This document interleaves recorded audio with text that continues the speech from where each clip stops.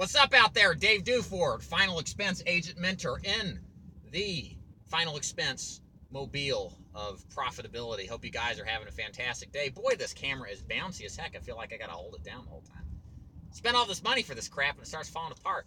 Anyways, the reason for my video today is not to complain about my crappy equipment that I invest in, but to complain about crappy agents.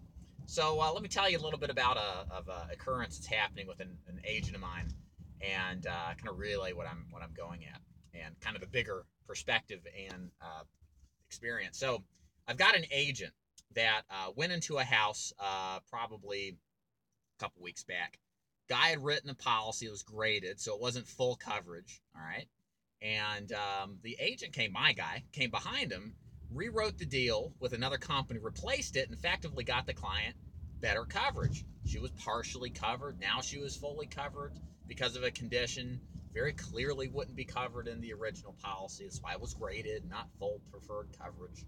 So, you wrap the deal up, you follow everything, you follow the rules, sign it up, and roll. So, usually you never hear from anybody after that. You don't hear from the incumbent agent who got smacked down, because usually they're pimping a bunch of garbage and they know it, and they don't want to go back and admit the fact that they sell crap. So anyways, my agent gets a call from the incumbent agent that got the boot, and he's complaining about how this whole thing's a bunch of clean sheeting, and that he's tired of clean sheeting agents that waste his time and screw clients over, and is claiming that he's going to report him to the DOI. He's going to send him into the Department of Insurance, and they're going to put a stop to it. And the whole time I'm thinking, are you serious? I mean, what kind of agent wastes their time doing this crap? They sit here and they get their ass spanked, and they think they're going to sit here and tell this agent who followed all the rules, he did the replacement form, he signed everything off like he should. The client was well aware of what the limitations of the policy were. This guy, because he's butthurt because he lost out on his deal, is gonna call the DOI and waste their time when they're out there trying to find the next Madoff. They're gonna go have a go against a guy with an axe to grind against an agent because he's butthurt because he lost his deal.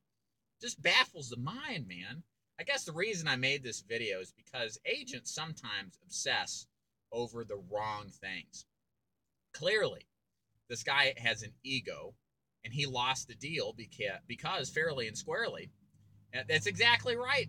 Exactly right, Mark. I think that's your name. The guy is broke. I told the guy on the phone, my agent. He was worried because he thought, oh, this guy's gonna. What can this guy do? What type of representation does he have to counter against me? And I said, he got nothing on you, man. He's just an agent who is just above broke, and is probably going out in flames as we film this video. And I think that's kind of the bigger perspective, because there's a reason why, and again, this is just wisdom, which is a function of time and experience, dictating to me that this occurrence is probably because the guy has not learned from the lessons he experienced.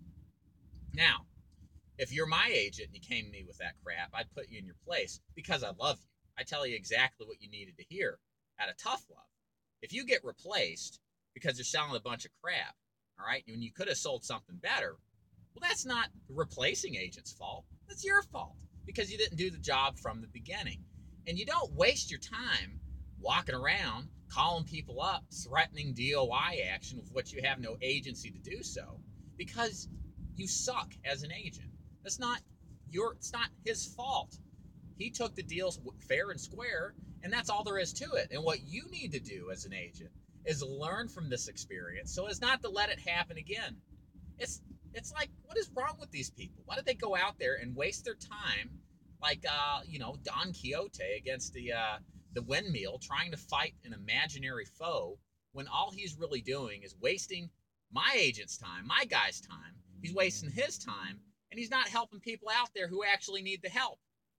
Probably all these hand signals are freaking the people out in the cars around me, but somebody comes at me with a gun, you know why. Anyways, this is the stuff that irritates me in this business. Everybody gets replaced. I've been replaced. Okay, I told my agent, I said there was a time I sold a moderately priced company to two very healthy people, And within the next month, I got replaced because I got replaced by a low price leader company. And I was mad, but hey, that happens. That's the chance you take when you don't do necessarily the lowest price that you can for the client. I was willing to take that chance because it wasn't that much of a difference, but these clients really cared about having the lowest price. It's my loss and it's my fault, and therefore I should be the one carrying the blame. I'm not blaming the agent that came in and took the deal. He did the right job by the client. I did not do the optimal job. And my learning experience from that is to really consider hard when you look for a case to write on your client specific to their underwriting. Because if they're healthy, you need to make sure you're doing this stuff, because these agents get invited in and again and again and again, over and over again. And that's why my guy replaced the other coverage, because it was bogus. I won't say it's bogus. It just wasn't the best deal. So the broader picture here, folks, is you cannot complain about your circumstances. You cannot complain about your failures. You need to look soberly at the failures you have, and then you need to modify them in order to improve upon yourself, okay? There are lessons to be learned, not just when you succeed, but especially when you fail, especially when you lose a deal, especially when shit hits the fan and everything doesn't happen like it should. That's the time when you need to keep your ego in check.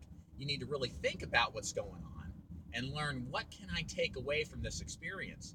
So at least I won't do it again, number one. But number two, maybe even assess internally what caused this to happen. I'll give you a point that actually happened last week before I log off here. I wrote a deal, or I was in the house, got in the home. It was a lay down city, guys. You know when you walk in, you know when you see it. You walk in, everybody's happy, you're talking. These people were up in New Hampshire. That's where they're called home. They now live down in Tennessee. I went to school in Boston. We got along just great. They wanted a burial plan. She had term insurance. I showed them it was not whole life. She was thrilled. I could get her something better. But here's a mistake I made. I did not thoroughly underwrite them because I assumed, big mistake, that they were healthy enough, that they didn't have any big deals. I did not go line by line through the questioning on both of the applications. I kind of just summarized it real quick, but I wasn't specific. And when they were on the phone interviews, both of them got knocked out. I was expecting $1,000 premium payday. But 2 hours later, dealing with all the phone interview stuff, when he got declined after his wife did, he just said, you know what? I got enough money in the bank. I'm going to go ahead and just forget this. He was frustrated, understandably. I was frustrated. And I walked away pissed off. And at first I was pissed off at them. And after I calmed down a little bit, I realized I was the guy that made the mistake. That there may have been some, issues in the woman that I didn't see coming. I could forgive myself for that. But for him, that was the big problem. I put him with a carrier that I should have checked the questions a little bit closer. But I'm willing to bear that responsibility, okay?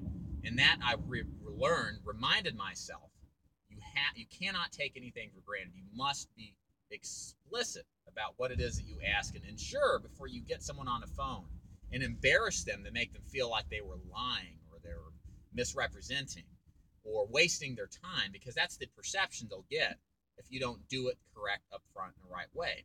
Of course, if you're new, you're going to experience this anyway, but over time, I shouldn't have had that happen.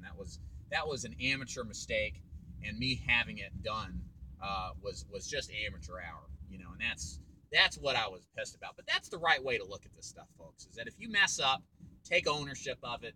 Don't go on a witch hunt trying to take out somebody else, because A, it's a waste of your time. You're not going to gain anything from it. And B, you're missing out on a perfect learning opportunity.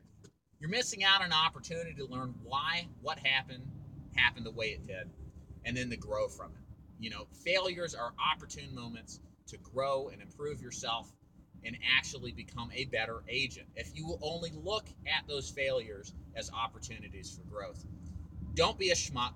Don't use failures as an excuse to be a baby, a crybaby, an ungrateful idiot, and waste my time, my agent's time, and everybody else's, including the guys that you could be helping, getting out in the field, selling some people, because there are people who need you. They actually need your help, and you're the only guy that can do it. And if you sit here and get obsessed about a minor issue because you're a loser, then you suck and you shouldn't be in this business after all, I guess. Anyways, that's all I have to say. Just thought I'd get that off my chest. Hope you guys have a good rest of the day. May the final expense gods bless you and keep you. Amen.